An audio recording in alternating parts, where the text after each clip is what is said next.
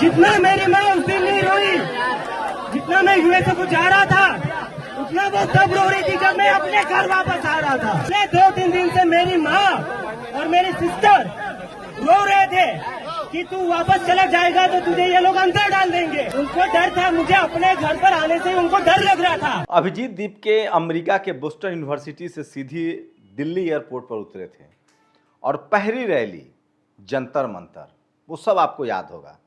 अभिजीत दीपके ने 2 बातें कही थी। पहला सवाल बाबा साहेब की तस्वीर थी और कहा था कि इस देश में धर्म की राजनीति पिछले 12 साल से चल रही है। क्या आपको रोजगार मिला? क्या आपकी ज़िंदगी बेहतर हुई है? क्या आपको नौकरियां मिल रही हैं? दूसरा उन्होंने कहा था कि जब मैं अमेरिका जा रहा था पढ़ने तब मेरी माँ इतनी नहीं रोई थी। जब मैं अमेरिका से वापस आ रहा था इस धरने के लिए, आंदोलन के लिए, तब मेरी माँ रोई, क्योंकि उनको अंदाज़ा था कि मैं गिरफ्तार कर लिया जाऊंगा, मुझे जेल में डाल दिया जाएगा और मुझे सजा दिया जाएगा। तो अभिजीत दीपके ने दोबारा कहा है कि मेरी कोशिश है कि इस देश में लोकतंत्र मजबूत हो, संविधान मजबूत हो, डेमोक्रेसी मजबूत हो, इस देश की संवैधानिक संस्थाएं मजबूत हो और इस देश के लोग मजबूत हो। और सोचिए, अभिजीत दीपके ने आंदोलन किया, उसके बाद से कहां से आवाज नहीं आ रही है। मुख बधिर बच्चे राजस्थान में अपने हक के लिए, स्कूल की बेहतरी के लिए आंदोलन कर रहे हैं। यूपी के फतेहपुर में बच्चे, छात्र सड़कों पर उतरे। बिहार के गया में, मुजफ्फरपुर में, सब जगह छात्र जो स्कूल में बदइंतजामी है। लेकिन सोचिए, प्रधानमंत्री नरेंद्र मोदी जो हर सप्ताह चाहे विदेश दौरा पर जाएं या देश में रहें, हर सप्ताह वो किसी न किसी धार्मिक आयोजन में शामिल होते थे। अब वो आईआईटी जा रहे हैं। दिल्ली आईआईटी में उन्होंने छात्रों से को संबोधित किया कन्वोकेशन के मौके पर, दीक्षांत समारोह के मौके पर। इस देश का आरएसएस जो दिन भर क्या खाएगा, क्या पहनेगा, कौन कहाँ जाएगा, कौन नहीं जाएगा, ये बयानबाजी करते थे, अब आरएसएस प्रमुख मोहन भागवत को जेनजी से बात करनी पड़ रही है। ये सब किसने किया? शुक्रिया करना चाहिए इस देश के युवाओं को, अभिजीत दीपके का, जिन्होंने अपनी जान खतरे में डाला, अपने परिवार की जान खतरे में डाला और देश के लिए जंतर मंतर पर झंडा गाड़ दिया। सोचिए आज उस अभिजीत दीपके के साथ क्या नहीं हो रहा है। अभिजीत दीपके के पिता की पूरी जन्म कुंडली निकाली जा रही है। पेशे से इंजीनियर, सरकारी इंजीनियर, उनके घर को लेकर सवाल उठाया जा रहा है। अभिजीत दीपके के विदेश जाने के पैसे को लेकर सवाल उठाया जा रहा है। उठाने वाला कौन? तिवारी। वो लोग सवाल उठा रहे हैं जिन लोगों को 4700 करोड़ का ये एक्सप्रेसवे 47 दिन नहीं चलता है, लेकिन ये सवाल नहीं उठाया जा सकता है। सोचिए, राम मंदिर में चढ़ावा चोरी पर पप्पू यादव को घेरने वाले, एक खबर आई है भास्कर की। अगर आपको इस देश में महामंडलेश्वर बनना है तो 20 लाख रुपए और जमीन दीजिए और जो पद चाहिए ले लीजिए। आपको ये धर्म लगता है कि धंधा? बकायदा स्टिंग ऑपरेशन हुआ है कि मैं अमेरिका से आया हूं, मैं बहुत पढ़ा लिखा हूं, मैंने बहुत पैसे कमा लिए, अब मैं धर्म को आगे बढ़ाना चाहता हूं। तो ये तमाम जो धर्म के ठेकेदार बने बैठे हैं वो कहते हैं कि जिस भी अखाड़ा में आपको महामंडलेश्वर बनना है, आप कुछ नहीं कीजिए, 20 लाख रुपए कैश दीजिए और उसके बाद अखाड़ा को जमीन दीजिए, आपको जो पद चाहिए मैं बना दूंगा। लेकिन सोचिए, मेरी चिंता इस बात की है कि जिस देश को धर्म के सांप्रदायिकता में उलझा दिया गया, धर्म के नाम पर आस्था को राजनीति का केंद्र बना दिया गया और मंदिरों को लूट का अड्डा बना दिया गया। सिद्धि विनायक में 18 करोड़ की लूट, राम मंदिर की लूट की तो कहानी ही मत कहिए। 7 लाख का फूल 14 लाख में, 800 करोड़ का मंदिर का प्रोजेक्ट 2200 करोड़ में। चंपत राय 20 करोड़ रुपए बीजेपी को दान करते हैं। लेकिन इस देश के तमाम आरएसएस और बीजेपी के समर्थक, माफ कीजिएगा, न ये साधु हैं न संत हैं, ये सब के सब आरएसएस और बीजेपी के कार्यकर्ता हैं और एक ही जाति के हैं।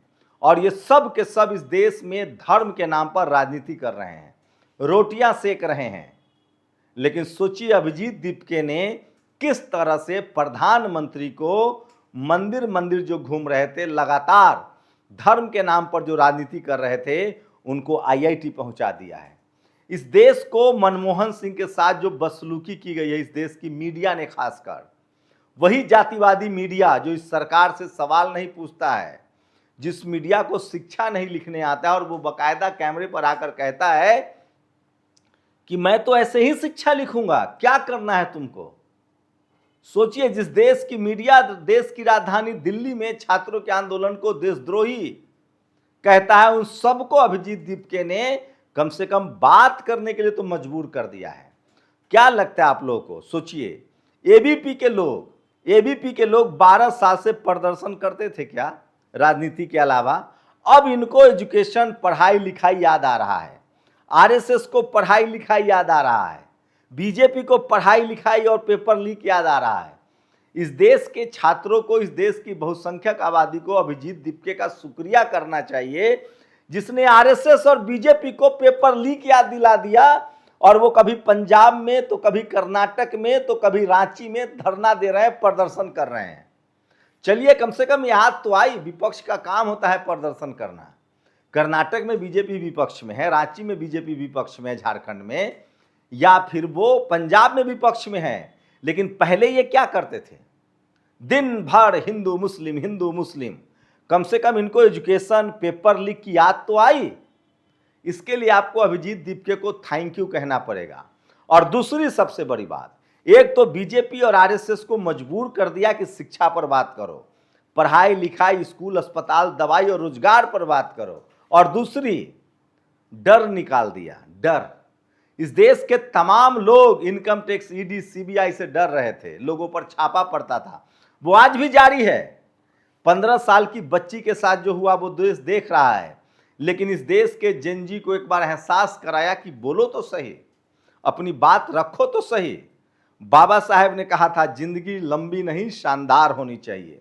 तो अभिजीत दीपके ने कम से कम लोगों के जेहन से डर तो खत्म कर दिया है। और डर सिर्फ आम लोगों के जेहन से डर खत्म नहीं हुआ है, तमाम विपक्षी दलों के नेताओं के जेहन से भी डर खत्म हुआ है। और जो जहां है वहां सवाल पूछ रहे हैं। सोचिए, अमित शाह से सवाल पूछा जा रहा है संसद में। जिस अमित शाह को चाणक्य कहा जाता था, जिस अमित शाह से कोई सवाल नहीं पूछा जाता था, पूरे संसद के सत्र के दौरान अमित शाह से सवाल पूछा जा रहा है। तमाम विपक्षी दल मिसिंग के तस्वीरें लेकर घूम रहे हैं। यह किया है अभिजीत दीपके ने। तो मैं फिर कह रहा हूं कि हो सकता है कि अभिजीत दीपके ने जो कहा है कि क्या बोलती है पब्लिक, इसको लेकर सितंबर से वो देश भर में दौरा करने जा रहे हैं। मुझे लगता है कि देश को एक ऐसा युवा नेता मिला है जो सामाजिक न्याय, सोशल जस्टिस, संविधान, बराबरी, जो जातिवाद के खिलाफ है, जो सांप्रदायिकता के खिलाफ है, और जो विशुद्ध रूप से इस देश की तरक्की चाहता है, जो देश को अमेरिका, चीन से आगे ले जाना चाहता है, जो इस देश को मजबूत बनाना चाहता है। मुझे लगता है कि अभिजीत दीपके ने पिछले 2 महीने में जो किया है वो शानदार है, अद्भुत है, अकल्पनीय है। और शायद पिछले 12 साल से तमाम लोग सोच तो रहे थे लेकिन करने की हिम्मत नहीं जुटा पा रहे थे। और सोचिए, जिन्होंने हिम्मत की उनके साथ क्या क्या नहीं हुआ। किसी पत्रकार ने सत्ता से सवाल पूछा तो उसको जेल में डाल दिया गया। किसी पत्रकार ने नमक रोटी की खबर दिखाई तो उस पर एफआईआर कर दिया गया। किसी पत्रकार ने कोशिश की तो उसको एफआईआर झेलना पड़ा, जेल में डाल दिया गया, उसके मीडिया चैनल्स को बंद करा दिया गया। किसी एक्टिविस्ट ने कोशिश की, उमर खालिद ने, तो उसको जेल में डाल दिया गया। इन तमाम तकलीफों के बावजूद, इन तमाम डर और दहशत के बावजूद, ऐसे वक्त में जब देश में बीजेपी के खिलाफ नेता खड़ा नहीं हो रहे थे, तमाम विपक्षी दल के नेता लाइन लगाए हुए थे कि कब मौका मिले और बीजेपी में चले जाए, ऐसे वक्त में अभिजीत दीपके आता है और राजनीति का एजेंडा भी सेट करता है कि अब राजनीति इस देश में युवाओं के नाम पर होगा, पढ़ाई लिखाई, स्कूल, अस्पताल, दवाई के नाम पर होगा, न कि धर्म की राजनीति चलेगी, न जातिवाद की राजनीति चलेगी।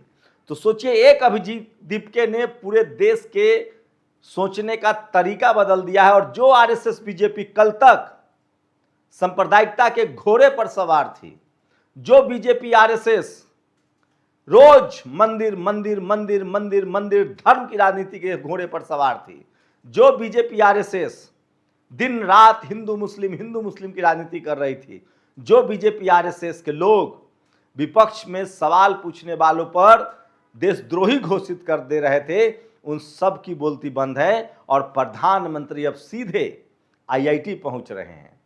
देश का आरएसएस जो अपने आप को राष्ट्रवादी संगठन कहता है, उसकी पोल पट्टी खोल चुकी है, क्योंकि उसके दो नेताओं ने कहा कि जेनजी देशद्रोही हैं। मोहन भागवत को सफाई देनी पड़ रही है कि ये जेनजी देशद्रोही नहीं है, ये देश के नागरिक हैं, इस देश के युवा हैं। मैं फिर कह रहा हूं, अभिजीत दीपके ने एक झटके में इस देश की राजनीति को बदल दिया है और छोटे छोटे जेनजी, अल्फा और अब तो हम जैसे मिलेनियल्स और उसके पीछे वाले जनरेशन जो है एक्स, वो भी बोल रहे हैं और अपने संवैधानिक अधिकारों के लिए सजग हैं और सरकार से सवाल पूछ रहे हैं। सोचिए, टीवी अखबार को जगा दिया। जिस टीवी अखबार के एजेंडे में पढ़ाई लिखाई, स्कूल, अस्पताल, दवाई नहीं था, जिस टीवी अखबार के एजेंडे में हिंदू मुस्लिम के अलावा कुछ नहीं था, जिस टीवी अखबार के एजेंडे में प्रधानमंत्री के मंदिर दौरे और विदेश दौरे में उनके नृत्य के दर्शन के अलावा कुछ नहीं था, वो टीवी अखबार रांची ही सही, विपक्षी दलों के सरकार में ही सही, कम से कम रांची में जाकर छात्रों का प्रदर्शन तो दिखा रहा है। इस वर्ष इससे देश में मैसेज तो जाएगा कि पढ़ाई लिखाई, स्कूल, अस्पताल, दवाई की खबरें जरूरी है। तो एक अभिजीत दीपके ने पूरे देश के डिस्कोर्स को जो 12 साल से जम गया था, फ्रीज हो गया था, लोग बात करने से कतराते थे, उन सब को सतह पर ला दिया है और नतीजा आपके सामने है।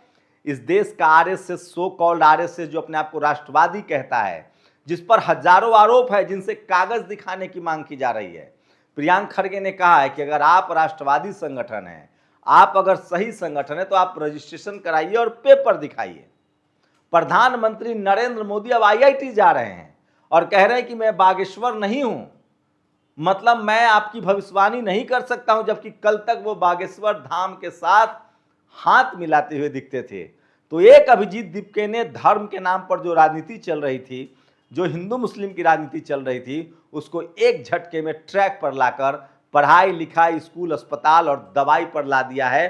क्या आप मेरी बातों से सहमत हैं या असहमत है? अपनी प्रतिक्रिया जरूर दीजिए। शुक्रिया। दस्तक की आपसे गुजारिश है कि अगर इसको बचाना चाहते हैं तो नेशनल दस्तक को सब्सक्राइब करने के लिए रेड कलर के सब्सक्राइब बटन को दबाएं, फिर बेल आइकन की घंटी दबाएं। नेशनल दस्तक को बचाने के लिए बहुत जरूरी है कि हर खबर को शेयर करें, लाइक करें, कमेंट जरूर करें।